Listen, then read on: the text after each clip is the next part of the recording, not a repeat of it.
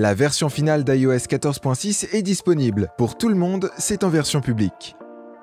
Partie 1. Informations de base sur l'iOS 14.6.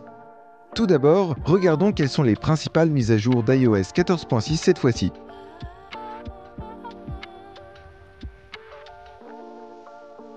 Mise à niveau associée avec AirTag, Emoji, Siri, Apple Music, Podcast, etc.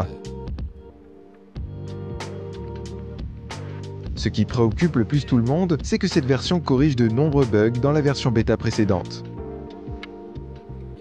Quels modèles sont pris en charge par iOS 14.6 ? D'après les informations officielles, l'iOS 14.6 prend en charge de l'iPhone 6S au dernier iPhone 12 Pro Max. Dois-je effectuer une mise à jour ? Si votre système actuel est très stable et fluide, il est recommandé de ne pas mettre à jour immédiatement. Vous pouvez d'abord consulter les commentaires des internautes en ligne. Si votre téléphone est très chaud, chute de fréquence ou se fige, alors mettez-le à jour immédiatement.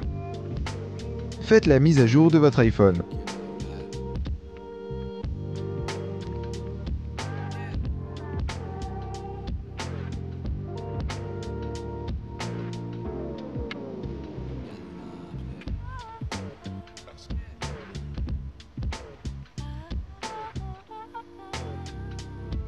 La mise à jour est disponible dès maintenant et pèse beaucoup, près de 1,34 Go sur mon iPhone 11. Cela va varier en fonction de la version dont vous venez. Maintenant, nous allons télécharger et installer la version officielle d'iOS 14.6. Cela peut prendre un certain temps. Veuillez garder le réseau de votre iPhone en normal. Nous allons donc passer aux réglages, puis nous allons faire défiler vers le bas jusqu'à Général, puis appuyer sur Informations. Si on appuie sur la version du logiciel, vous pouvez voir que le numéro de build est 18F72. Partie 2. Voyons les caractéristiques et les changements de cette version. Tout d'abord, c'est un problème de performance qui intéresse tout le monde. Après la mise à jour iOS 14.5.1, pour de nombreux utilisateurs, les performances de l'iPhone ont été considérablement réduites et le téléphone était susceptible de devenir chaud. Ce problème a été résolu dans iOS 14.6. Apple Music. La qualité sonore d'Apple Music sera bientôt mise à niveau. Il annonce l'arrivée de l'audio spatial avec Dolby Atmos et rendra l'ensemble de son catalogue disponible en qualité lossless, qui sera officiellement lancé en juin.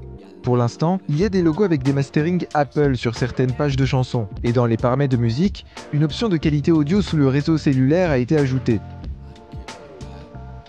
Il convient de noter que toute la série AirPod prend en charge le Dolby Atmos, mais elle ne permet pas d'avoir une qualité sonore sans perte. Podcast. Apple Podcast est ajouté à la fonction d'abonnement, et le diffuseur peut fixer le prix de la chaîne et les utilisateurs paient pour l'écouter. Partie 3. Conclusion. Premièrement, si vous utilisez actuellement un iPhone 11, iPhone 12 ou supérieur, il est recommandé de se mettre à niveau. L'utilisation sera plus fluide, car iOS 14.6 résout le problème de la réduction de fréquence.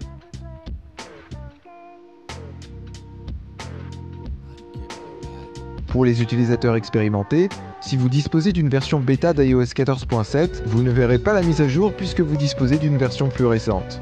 Avez-vous mis à niveau vers iOS 14.6 ? Partagez avec nous dans la section commentaires, parlez de votre expérience. Enfin, la date de la WWDC 2021 d'Apple est désormais officielle. On se donne donc rendez-vous le 7 juin pour la conférence d'ouverture, qui débutera à 19h, heure française. À ce moment-là, les systèmes d'exploitation de nouvelle génération, notamment iOS 15 et iPadOS 15, seront dévoilés. Quelles nouvelles fonctionnalités souhaitez-vous ajouter ? Merci de votre patience. Si vous avez d'autres questions pour l'utilisation de l'iPhone, abonnez-vous à notre chaîne et visitez le site officiel d'iMobi.